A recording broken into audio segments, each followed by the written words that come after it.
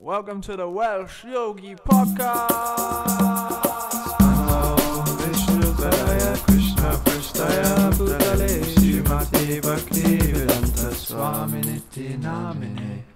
Everyone, welcome to the latest episode of the Welsh Yogi Podcast. Yeah.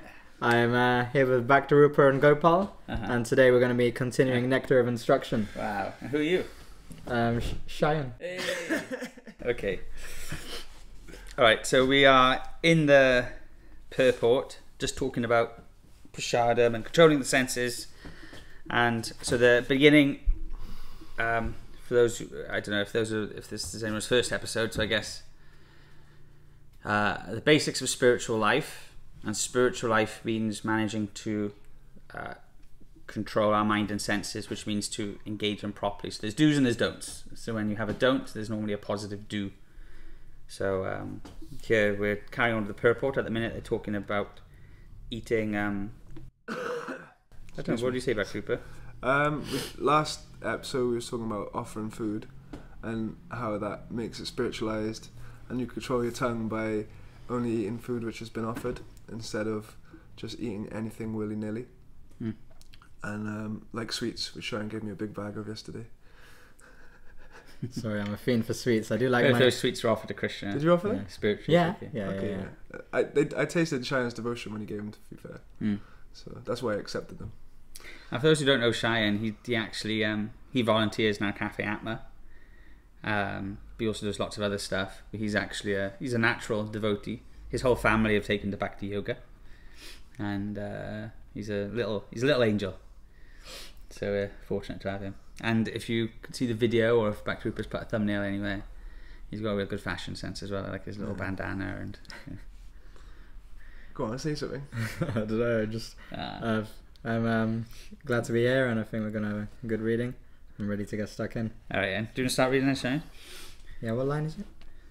Those who suffer from diseases of the stomach. Okay. And loud enough so the mic. Do you think the mic can pick them up? I think so, yeah. Maybe. Those who suffer from diseases of the stomach must be unable to control the urges of the belly, at least according to this analysis. When we desire to eat more than necessary, we automatically create many inconveniences in life. However, if we observe fasting days like Ekadashi and Janmashtami, we can restrain the demands of the belly. And Ramadan, which is happening right now. I noticed a lot. It's Ramadan now, isn't it? Ramadan's now, and you can see that people who are fasting, they've got like a certain type of peacefulness about them. You know, the Muslim people. It's exciting, like. But then, yesterday, Amrita Tatra was giving class. He told this real nice story. Were you there for yesterday's class? I was in the kitchen, and he was he's reading The Journey Home, which is Rannath Swami's book. About his biography. And so this is before. So he was looking for spiritual life. He left, I think, America, went to UK, and I think it used to be called the Hippie Trail, where you go to. Anyway, so he ended up in I don't know where it was, but it was some Muslim country, and he was in some coffee shop or something, and there was a little boy there who was blind and I think disabled, and he just had this little instrument, and he was just playing the instrument, and he was just singing the names of Allah, of God. And Rannath Maharaj was saying there was something about this boy that was so serene and peaceful and profound that stuck with Rannath Maharaj and changed him, changed his life. Who's appreciating in another spiritual practice of someone who's materially they might have nothing, but they're absorbed in a deeper kind of reality just by singing the names of God. Do you remember the flute and the well? I told you about that. I read it in Satsut Maharaj's book, and there's a tribe like in South America, and they all play a certain type of flute, and basically once a year, as an offering to the gods, they choose their best flute player, and they dig a hole into the ground, and they put the flute player into the hole in the ground, and leave him there to die. Bloody hell. and the whole thing is what a nice story. No, but honestly, like this flute player, they leave him with his flute. Yeah. And apparently he doesn't play the flute until he knows he's about to leave. And then he picks up his flute and he plays like the most beautiful flute song to God. And there was like an anthropologist or something, someone went there and managed to record it, and apparently it's like the most like deep but eerie sound. Like it's I'm sorry, but that is sick. That is sick. It is a bit sick. If you were like a group of people, and this is one of the things that you did, Yeah. I mean, what's the reason they do that? Because they 'Cause want they're just sick, and they just listen to someone. They call it a swan song, isn't it? Swan like a song, yeah. sings. I don't think it's sick. I think it's like they're I don't think that's sick. it's religion in the mode of ignorance, you know? Like, that's their way of offering to God. They offer their best. I guess the person's willing, right? Yeah, they do it. It's like, and it's an honor to do it. If I was living in that, I would pick a different instrument. I'd never practiced flute. Yeah, I'd pick a guitar or something. But no, but basically, like, that was You were our best flute player. Ah, damn it! Now get in the hole. Yeah. But apparently, like, that's the way we should. This is what Satsuma Maharaj, he brought that up as like a type of meditation for like. That's how we should approach our spiritual life. It's like no one's listening except for God. Like, we're just alone, and we are destined to die. Like, we're on our way out of this world. We're gonna die, guaranteed. So we play the flute song, but we don't play it for the pleasure and adoration of the rest of the tribe. We do it just for God in that lonely, you know, like Cheyenne's rap. Like Cheyenne's rap. Nah, he that was pure for God, right? No, I don't know. Can you play it for Play the the microphone? Will the microphone pick up? Yeah, definitely. Got it. Or I can edit it in anyway. I can edit the proper thing. But, we'll But play the thing it is, anyway. this is like hot off the press. This is like, Yeah. you know, we could get in trouble for sharing this because It's actually next level Hare Krishna Rapaji. Like I'm like a next level. my stuff. Current is level crap, isn't like, much, but this is the next level. Current level is on the floor. It's gone up a notch, right up to notch 1. That's our most popular podcast, actually. Which called one? Rapping for Krishna. Oh yeah. Like, it's got an insane number of views. So this is Rapping for Krishna Part 2. Okay, here we go. Playing your flute song from the bottom of One the night only. of the well. So what? You presses play and then puts Presses close to the play, microphone? he presses play, and the world changes forever. No. This is a big moment, Goodwill. You know, I was on the plane, you know, because I came back from India. Yeah. So I watched a film because I was bored and we had 9 hours. So I watched that. So I watched was it Oppenheimer? Sex in the City too. Yeah. There's like a Bhagavad Gita quote in Oppenheimer, right? Yeah. Yeah, but that's how good I watched it. That's why it's justified. yeah, just because it's But it's in a sex scene, right? it's in a sex scene, yeah, which is a bit. But then he does quote it again because it's a true story, actually quoted from the Bhagavad Gita when the atomic bomb went off. There was outrage in India because they quoted Bhagavad Gita during a sex scene. Yeah, yeah. Like, everyone kicked off. It was pretty. Seems pretty illegit. Yeah, it is illegit, isn't it? Was it? I mean, Chris says, sex, According for to- good. I am sex life for good progeny. But yeah, it was sex life. Did it He was feel- he was cheating on all his wives and stuff, and I guess he's not. Did it feel wrong when you was watching that scene as well? Like, was it like, this is not nice? I skip forward those sort of things because I just Yeah. it's not really just. It's not very Hare Krishna, is it? Yeah, and also after some time, it's like remember David Meat, like sex life is like he said, I never saw the appeal. You know, obviously there's like some attached bodily like pushes like we were reading about, but like you have two bags of skin and and they get together and they just two bodies like flailing at each other. Yeah. You know what I mean? In a bed, like embarrassingly flailing at each other, just trying, and then that's the epitome of material enjoyment. It's like, Yeah. but what was I going to say? Oppenheimer. Yeah, but I didn't know what I was talking about. You watched Oppenheimer. So apparently, when they were doing the mathematical equations for the atomic bomb going off, there was a possibility, like it was in the equation, that it could set off a chain reaction that keeps exploding all the particles. So it destroys the reality, universe. destroys the universe. Yeah. They don't know nothing, do they, scientists? Remember when they did that Hadron Collider? Like, when they switched to Hadron Collider on, I remember I was in school and they thought maybe they was going to open a black hole and the whole world would be sucked into the black hole. And everyone was freaking out in school, like, oh no, the Hadron Collider's getting switched on tomorrow, we're all going to die. Yeah. And nothing happened. Have you guys heard about Mandela effects? Yeah. People thought that was like they started showing up around the time that was switched on, and that's why. You know where that goes, pal? Mandela effect. It's like when people remember, Oh yeah, they remember the past something, happening but differently. actually it hasn't. Yeah. Okay, so maybe that's to do with... Yeah. But anyway, what I was going to say is that there's a bit in the film, this is a spoiler, where he's speaking to Einstein. And he says, because he showed these equations first to Einstein, look, this is a possibility, we could destroy the world by blowing this bomb up, And then afterwards, and they blew the bomb up, etc. He sort of changed his ways a little bit, and he campaigns in order to stop nuclear power and things like that, or nuclear bombs and that. And then he goes back to Einstein, and he says, when I first said to you that this could cause a chain reaction that would destroy the world? He said, I think we did. True. Yeah. Nice, deep. Because there was a whole thing like they got a bomb, but then the other countries are getting bombs, and it was like a big arms race. And now you've got such a nuclear. Remember Dave from Meat saying the nuclear bombs they have now make Nagasaki and Hiroshima just look like little fireworks. The killing potential that's there. And you've got the second, I think it's the second biggest nuclear power in the world. Second or third is Pakistan. You know, and you got just all these countries are just gonna They got nukes, like they got the power to destroy the world. And as Krishna says in the Bhagavad Gita, the demoniac, they keep trying to get stronger and stronger according to their material schemes, but their plans just end up creating things that will ultimately bring about just the destruction of the world. And if you read the end of the Bhagavatam about the description of Kali Yuga, that description sounds like a world after a bomb has been dropped. Like it seems like a post-apocalyptic Mad Max like fallout. Like it seems like that world will come, but let's just hope it's not. It's later rather than sooner. Yeah. Do you know what I mean? Kind of like Wasteland vibes. Yeah, exactly. Maze Runner, the Scorched Trials. Like everyone's going out looking for. Oh, that was the came out after I was a boy. Yeah, that must have come out like after I grew up. Like, but yeah, that's Alright, go on. What's your rap then? Oh yeah, the rap. Oh, yeah. Okay, so this is going to be the nuclear bomb on a devotee community. Put your pin in there.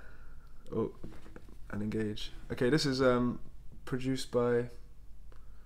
It's produced by his name's what is it? Target Acquired or something. No, what's his real name? It's one of Peter's friends, yeah? Yeah, it's one of Peter's friends. And I can't Charlie remember put it together. I'm going to name my child. We're going to name Vic Target Acquired. Hello, I'm Target Acquired. Nice to meet you. Yeah, I can't remember what his name Anyway. Do you have a rap name then? Or is it just Cheyenne? I don't know. I haven't. You thought about it then? He has thought about I it a guess lot. just Cheyenne. What's your ideas? What's some of the things on the... Oh, I can't even remember. Yeah, you can. I haven't thought about this rap in so long, honestly. Okay, I forgot it even existed. before you like went into the ashram and that, what Yeah, were some what of was your your rap rap names names? that you were thinking of? I don't know. My friends in school used to call me Big Zips. Big Zips. Yeah, don't you Zips. say that, yeah. Okay, cool. That's probably the only one. Okay, so Big Zips. What's this called? Spiritual Sky. Yeah. Okay, here we go. We can play it all. Yeah. You know me, just trying to be the servant of going to tie. Also known as an attack of anger, let the mantra really get you high. That's high in the spiritual sky, so burn your material life. Lord J10 is the servant, the savior, spread the message to the day I die. You know me, just trying to be the servant of going to tie. Also known as an attack of anger, let the mantra really get you high. That's high in the spiritual sky, so burn your material life. Cause Lord J10 is the servant, the savior, spread the message to the day I die. Just chant Hare Krishna, Bhagavad Gita is the sharpest sword. Hence I'm trying to fly out this shastra, stacking up books like this, go to war. Everyone's easily mating, defending, what's the difference between you and a bull?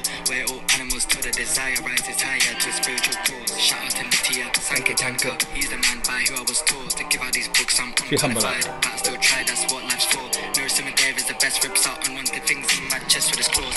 Unwanted things they called anarthas, like Chandavarta, to be stirring a storm. Trying to run the service onto the servant of the servant of going to tie. Also known as the tiger around and let the mantra really get you high. That's high in the spiritual sky, so burn your material life. Lord J10 is the servant, the savior, spread the message to the day I die. You know me, just trying to be the servant of going to tie. Also known as the tiger around and let the mantra really get you high. I need to make a That's reel. high in the spiritual sky, so burn your material life. Cause Lord J10 is the servant, the savior, spread the message to the day I die. Trying to get rid of the problems of life, just like birth, death, disease, and old age. There's earthly planets are full of depression and unhappiness here, cause everything's fake. You know, I'll be giving out Prabhupada's books. That's me on a regular day. They don't want books on meditation, they already chill, that's what everyone says. Wanna feel relief from material grief. Have a crack at the mantra. It's the purest sound from spiritual sky. Kills everyone's cancer. I'm talking about cancers of the heart like lust, greed, and anger. So let's do some Harinam Sankirtan and music sense.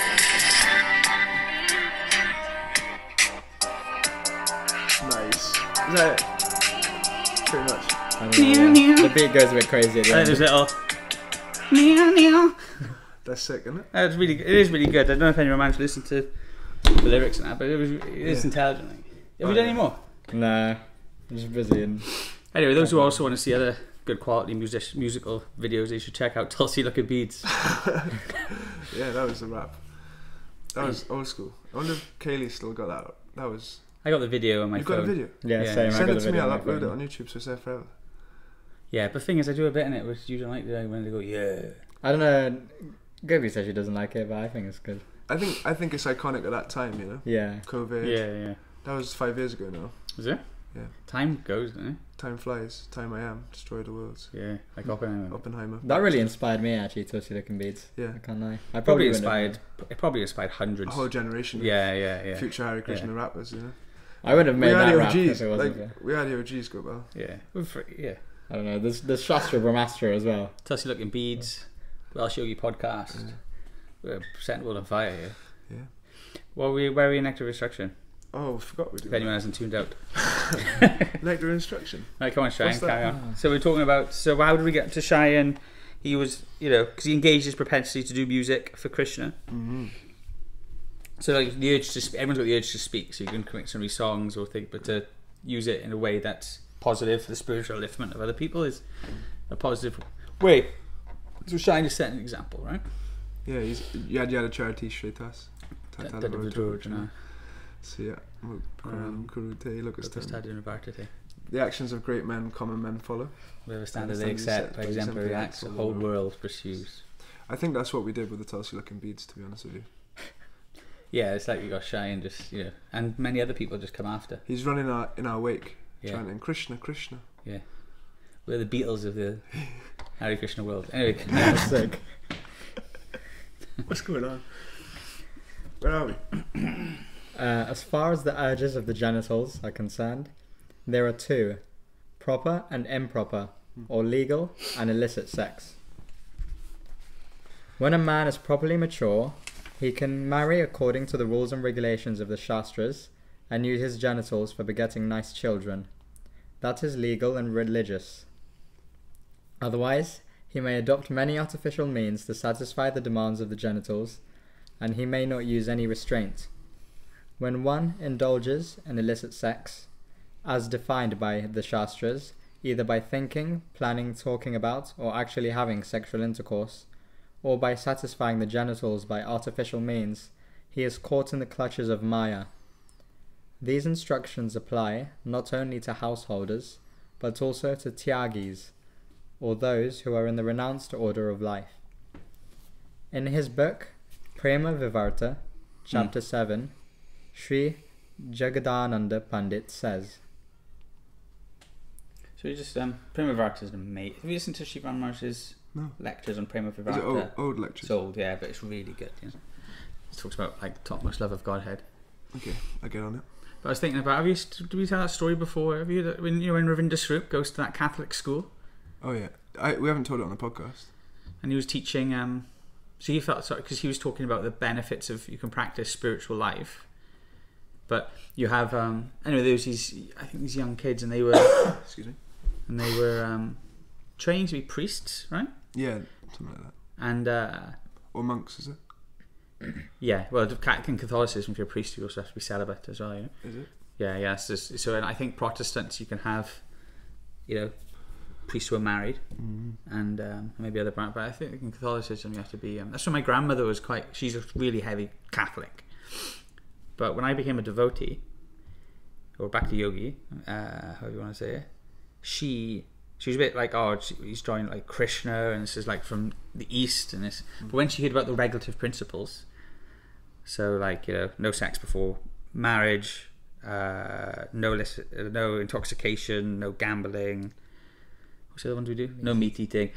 She was really impressed, Anyway, so these guys are like, they're smoking and drinking, and like, if I could just get a girl for one night, then I'll be happy, And Ravinder Swarup was like feeling sad because they were engaging in all sorts of other activities that aren't beneficial for spiritual life, and for those that might need it, they had no sort of knowledge of like being able to be married and have children and live like that, but in a way that's still completely spiritual and beneficial for spiritual life, and still, you know what I mean? It's almost like a.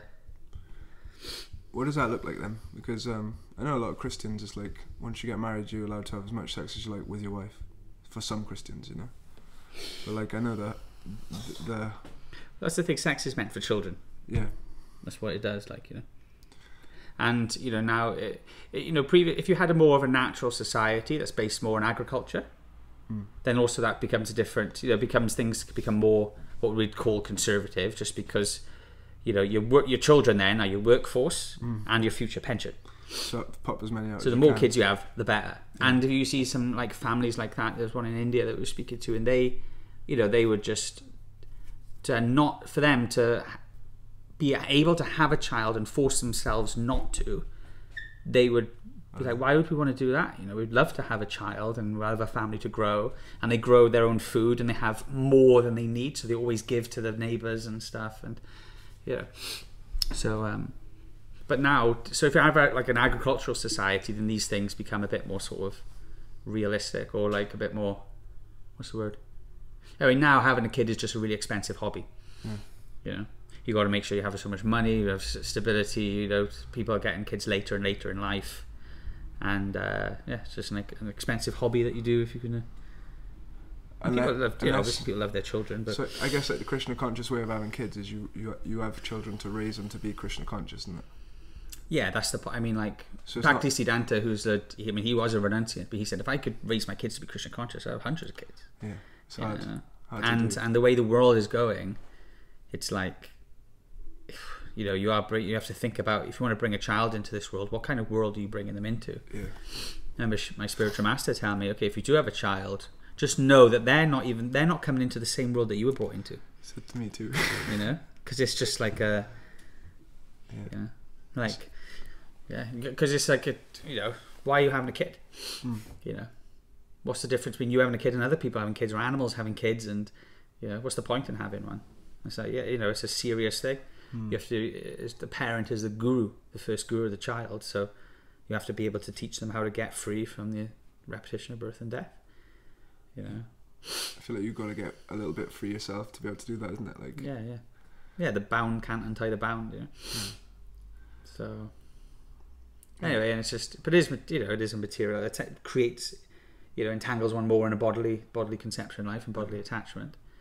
But so there's a way to do it. So you know, once you've done it, you're like, okay, yeah, I'm not doing that again. And this, you know what I mean? And this, and this life is, yeah, you know, you sort of, because the mind is attracted to material things.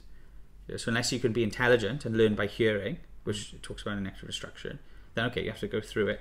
But then afterwards, then the mind realizes, like, oh yeah, I need this to be happy, and then it should be, oh no, you've had that, you tried it, you realize it doesn't make you happy. You can't get happy by anything material in this world, the opposite sex, any family, household, you know, job, any material thing. You can only really be happy by regaining your love for Krishna. it's interesting as well, like the way Krishna will, he'll gradually show you that through your experiences. You know what I mean? Like if you're doing everything in Krishna consciousness, trying to do it in Krishna consciousness, like he'll show you don't want this, you don't want that, you don't want this. Like maybe you'll have to go through it a little bit if you are the lower level intelligence. Yeah, which most of us are. Yeah, exactly. That's what I'm saying. Yeah.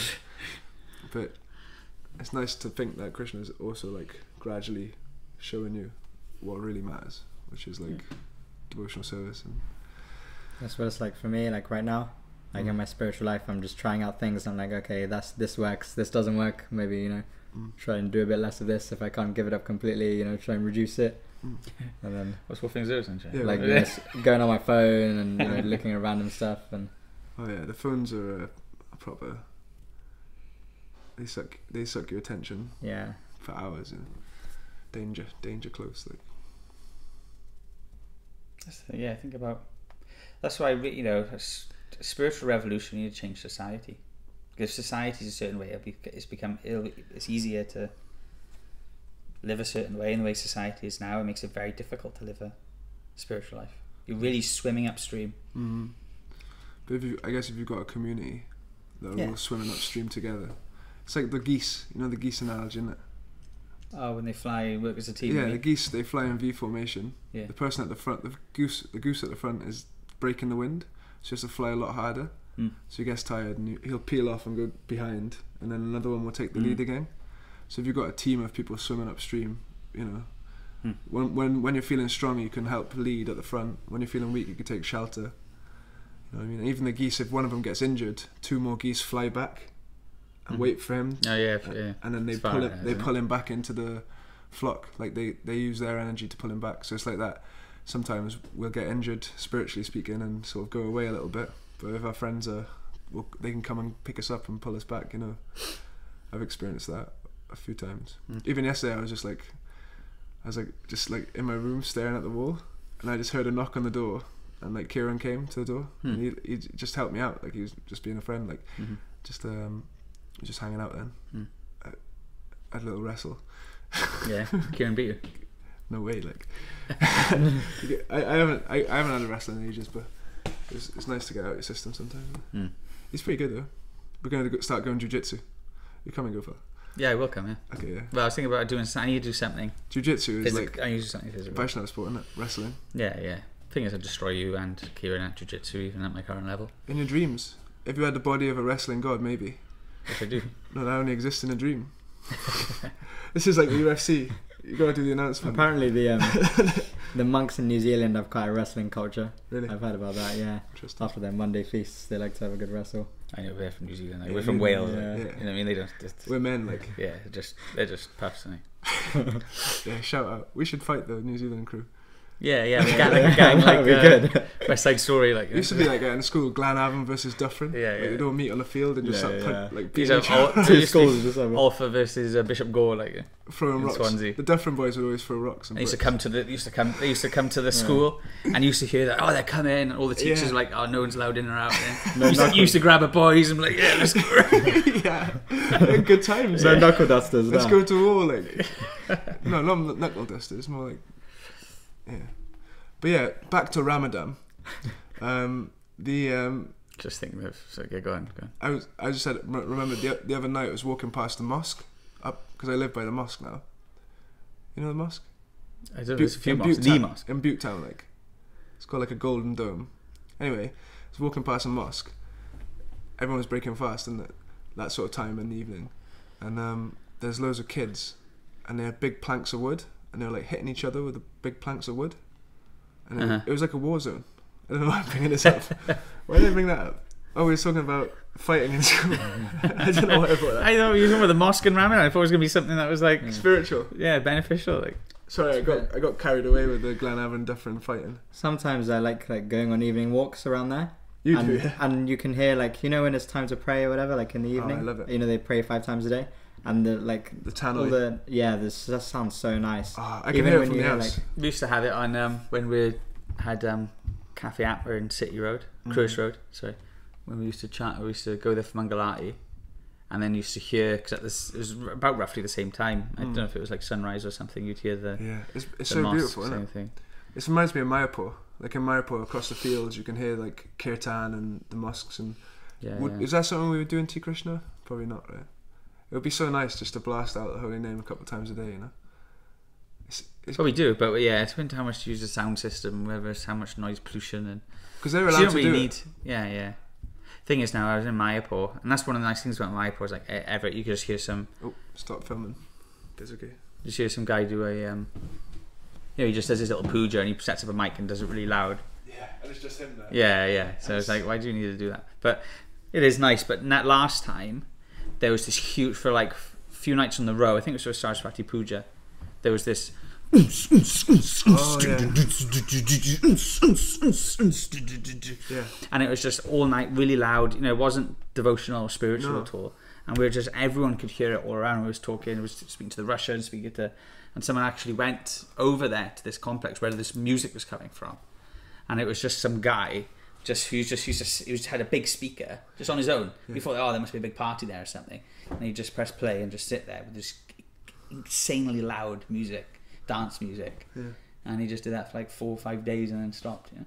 Yeah. Speaking to Harry Narayan, who spent a lot of time in Mayapur, and Yeah, he was there when we were there. yeah, he's like a Gandharva or something, isn't he? Like he's on some other level, but like he was saying like there's these crews of like Bengali kids that are really into their dance music, and they'll go around Yeah. playing their dance music like a Harinam, like a kirtan, and I was thinking about that, like those Bengali persons, they've got that Sankirtan like genetics. Well, you're introducing something to a culture, isn't it? Yeah, their culture is like you go around and chant the holy names of God, and they go around the streets, and because they got the Western influence now, they're going around with their dance. That's why the music. West is so poisoning that. Like I think we mentioned it before, but like you see so much rubbish everywhere, like in Mayapur, Vrindavan, like plastic bottles, crisp packets. But that's because, like, not very long ago at all, maybe even like 100 years, you know, they just used to your plate was like made out of leaves. Yeah.